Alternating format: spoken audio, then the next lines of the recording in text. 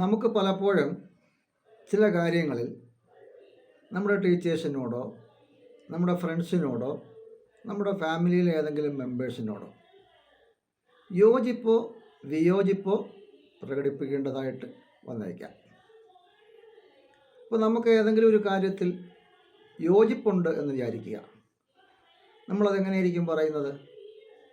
എനിക്ക് ഇക്കാര്യത്തിൽ നിങ്ങളോട് യോജിപ്പുണ്ട്, അല്ലെങ്കിൽ ഞാൻ ഇക്കാര്യത്തിൽ നിങ്ങളോട് യോജിക്കുന്നു, ഇങ്ങനെയാണ് പറയുന്നത്.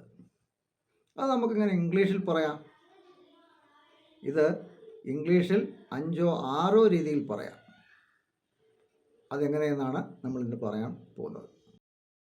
ഞാൻ ഇക്കാര്യത്തിൽ നിങ്ങളോട് യോജിക്കുന്നു. I agree with you in this matter. ഇതൊരു രീതി. I agree with your point. ഇത് രണ്ടാമത്തെ രീതി. I completely agree with you. ഇത് മൂന്നാമത്തെ രീതി. I support your perspective on this. ഇത് നാലാമത്തെ രീതി. I am in agreement with you on this. ഇത് അഞ്ചാമത്തെ രീതി.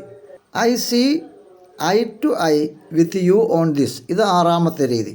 ഇവിടെ സി ഐ ടു ഐ എന്ന് പറയുന്നത് ഒരു ഇഡിയമാണ്. ഇതിൻ്റെ അർത്ഥം എന്താണ്? Agree with someone or to have the same opinion about something. ഇതിൻ്റെ അർത്ഥം എന്താണ്? ആരെങ്കിലുമായിട്ടൊരു കാര്യത്തിൽ യോജിക്കുക, അല്ലെങ്കിൽ ഒരാളുടെ അഭിപ്രായത്തോട് യോജിക്കുക എന്നാണ്.